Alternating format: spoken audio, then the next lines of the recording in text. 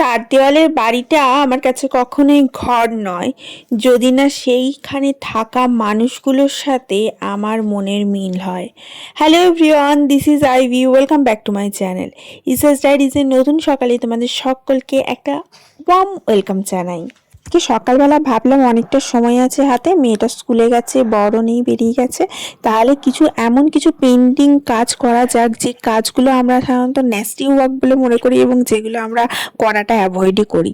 যেমন হচ্ছে আমাদের টাইলসগুলো খুব চিট হয়ে যায়, টাইলসগুলো হোয়াইট কালারের এবং সেগুলোতে রান্নাঘরের ছিটটা আস্তে আস্তে আস্তে আস্তে কখনো কখনো কখনো কখনো না ওই হালকা হালকা কালো কালো কালো কালো ছাপ পড়ে যায় এবং তার ফলে সেগুলো এত চিট চিট লাগে, দেখতে খুব বাজে লাগে। তার জন্য প্রায়ই যখনই আমি সময় পাই তখন চেষ্টা করি টাইলসগুলো একটু ঘষে মেজে পরিষ্কার করে দেওয়ার। এগুলো এক ধরনের সময় সাপেক্ষ কাজ, খুব একটা বেশি সময় না থাকলে করা হয়ে ওঠে না, কারণ এগুলো ধরে করতে হয় এবং ঘরে যখন কেউ না থাকে সেই সময় করাটাই বেশি প্রেফার। কারণ গোটা ঘরটা ভিজে থাকবে এবং গোটা ঘরটা একটু পিচ্ছিল হয়ে যাওয়ার সম্ভাবনা থাকে যতক্ষণ না আমি 2-3 বার করে মুছছি। যখনই এটা করি তখন আমাকে 2 বার থেকে 3 বার মুছতে হয়, না হলে পরিষ্কার হয় না। তো আজকে ভেবেছি সেটাই করব, কারণ যেহেতু ঘর ফাঁকা আছে সুতরাং হাতে অনেক সময় আছে।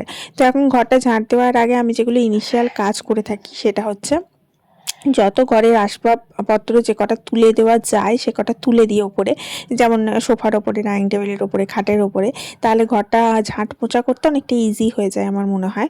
যাই হোক, এখন ঘরটা ঝাঁট দেওয়াটা সেরে নিলাম, কারণ গোটা ঘরটা ঝাঁট দিতে অনেক সময় লাগে। আমার মনে হয় মুছতে বেশি কম সময় লাগে কিন্তু ঝাঁট দিতে অনেকটা বেশি সময় লাগে। যাই হোক, ঝাঁটটা দিয়ে নিলাম, এরপরে ব্যালকনিটা ধোবো পরিষ্কার করে, তারপরে মুছবো। আমি প্রতিদিন চেষ্টা করি ব্যালকনিটা ধুয়ে দেওয়ার জল দিয়ে, কারণ কি হয় আমাদের এখানে তো এখনো পর্যন্ত মিস্ত্রির কাজ চলছে, এদিকে ওদিকে ফ্ল্যাটের কনস্ট্রাকশন চলছে, প্রচুর মানুষের বসতি হয়ে গেছে বলতে পারো। আমাদের এখানে প্রায় 10,000-এর মতো মানুষের বসতি রয়েছে, তারও বেশি বই কম নয়, কিন্তু তবুও এখনও চলছে ফ্ল্যাট তৈরি হওয়ার কাজ। তো কোথাও না কোথাও থেকে হাওয়ায় কিছু না কিছু করে সেই ধুলো বা ডাস্ট বা ধরো সিমেন্টের গুঁড়ি আসতেই থাকে। তার জন্য ব্যালকনিটা প্রতিদিন আমার মনে হয় মোছার থেকে ধুয়ে দেওয়াটা বেশি প্রেফারেবল এবং তারপরে একবার মুছে দিই।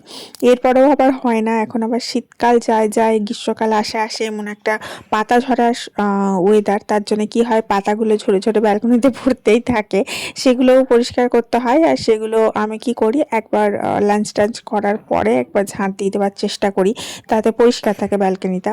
আর কি হয়, ঘরে ছোটো বাচ্চার কখনো ব্যালকনিতে বেরোয়, কখনো এদিকে ওদিকে যায়, পায়ে নোংরা লেগে যাওয়ার সম্ভাবনা থাকে, তার জন্য পরিষ্কার রাখার যথাসম্ভব চেষ্টা করে থাকি। তো এখন আমি ব্যালকনিটা ধুয়ে দিচ্ছি, যেমন তোমাদের বললাম। ব্যালকনি যখনই আমি ধুই তখন এই ধাড়ি টাড়িগুলো ভালোভাবে ধুয়ে দিই। আর ওপরে আমি এই যে আমার গাছগুলো রাখা আছে তার নিচে নিচে টাইলস রাখা আছে, সেই টাইলস রেখে তার উপরে গাছগুলো রেখেছি। তার জন্য ওই টাইলসগুলো আমি ঝেড়ে দিই ব্যালকনিটা ধোয়ার আগে পরিষ্কার করে, তারপরে ব্যালকনিটা ধুই।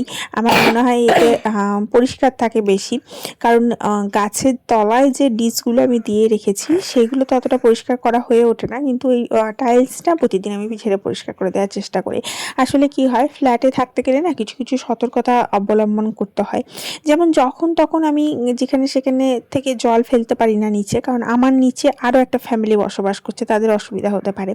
এই জিনিসগুলো যারা বোঝে না তাদের ফ্ল্যাটে এসে থাকার উপযুক্তই নয়। যেমন ধরো, আমি আমার প্রত্যেকটা গাছের তলায় একটা করে ডিশ দিয়েছি, প্লেট দিয়েছি, তার তলায় রয়েছে টাইলস, যাতে করে কোনোভাবে জল লিক করে নিচে না পড়ে। কারণ কি হয়, গাছে তুমি যখনই জল দেবে তখনই একটা এক্সেস ওয়াটার সেটা থেকে মাটি থেকে চুঁয়ে চুঁয়ে বাইরের দিকে বেরিয়ে চলে আসে। এবার সে যদি নিচে প্লেট দেওয়া না থাকতো তাহলে সেই জলগুলো ছুঁয়ে ছুঁয়ে নিচে পড়তে থাকবে। এবার ফ্ল্যাটে দেখি কিছু কিছু মানুষের না কোনো সেন্স নেই, এই যে গাছ টাছ রাখে নিচে প্লেট প্লেট দেয় না, এবার চুঁয়ে চুঁয়ে জল পড়তে থাকে। কিন্তু যে তোমার নিচে আরও কয়েকজন বসবাস করছে সেটা কথা তোমার ভাবা উচিত, কারণ এরকম কাজটা করা উচিত নয়। আমাদের সামনের ফ্ল্যাটে দেখি একজন রয়েছে, সে আমরা তুলসী গাছ ধোই, সেই জায়গাটা নিচে গড় গড় করে জল পড়ে। জিনিসটা খারাপ নয়, কিন্তু জলটা যেন নিচে না পড়ে সেটা তোমার দেখা উচিত। তার জন্য আমি আমার যত সম্ভব চেষ্টা করি যে এই অ্যাওয়ারনেসগুলো ঠিকঠাক যাতে রাখতে পারি, যাতে আমার নিচে যাদের রয়েছে তাদের যেন আমার জন্য কোনো প্রবলেম না হয়। যাই হোক, তোমাদের সাথে কথা বলতে বলতে ব্যালকনিটা তো ধোয়া হয়েই উঠলো। এরপরে আমি ঘরটা মুছে নেবো, কিন্তু ঘরটা মোছার আগে যে কাজগুলো তোমাদের বললাম করব আজকে, সেটা আজকে করব। আমি না আগে কি করতাম, গরম জলের মধ্যে সার্ফ গুলে সেটা দিয়ে দিতাম, নিয়ে তারপরে ঘষে পরিষ্কার করে নিতাম, তাতে অনেকটা ইজি হতো, তাড়াতাড়ি হয়ে যেত। কিন্তু আজকে আমার আর গরম জল টরম জল অত করার সময় নেই, কারণ এদিকে সময় হয়ে আসছে, ওদিকে মেয়ে আসবে, এদিকে রান্না কমপ্লিট করতে হবে। আমি অবশ্য দুটো কাজ একসাথেই করার চেষ্টা করি। তো আমি কি করেছি, ওই আমার কাপড় কাচার সাবান আছে এক টুকরো, সেটা নিয়েছি, আর একটা স্কচ ব্রাইট নিয়েছি, নিয়ে জল দিয়ে একটুখানি ঘষে দিচ্ছি, তাহলেই দেখলাম বেশ পরিষ্কার হয়ে যাচ্ছে, আর গরম জলে সার্ফ গুলে দেওয়ার প্রয়োজন হলো না। এই যে জায়গাগুলো আছে, আমি জানি না কেন এই যে দরজার কোণ টোনগুলোই কিন্তু বেশি ছিট হয়, অন্য জায়গায় হয় না। যখন আমরা প্রথম এখানে আসি তখন এরকম চিট হয়ে যেত, কিন্তু আমাদের ঘরে তো কোনোদিন এরকম দেখিনি পরিষ্কার করতে, কারণ আমাদের তো টাইলস মেঝে ছিল না। আমরা ফ্ল্যাটে আসার পর টাইলস মেঝে পেয়েছি। তো আমার নিচে থাকে একজন, আমার বান্ধবী বলতে পারো, তো সে যখন আমার ঘরে আসতো বলতো যে তুমি না ইয়ে করবে, এরকম ঘষে একটু পরিষ্কার করে নেবে ঘর মোছার সময়, দেখবে ঘরটা একদম মানে টাইলসগুলো একদম সাদা ঝকঝকে থাকবে, দেখতে ভাল লাগবে। তো তারপরে সে যবে থেকে আমাকে বলেছিল, তারপর থেকে আমি চেষ্টা করি সেরকমভাবেই করার।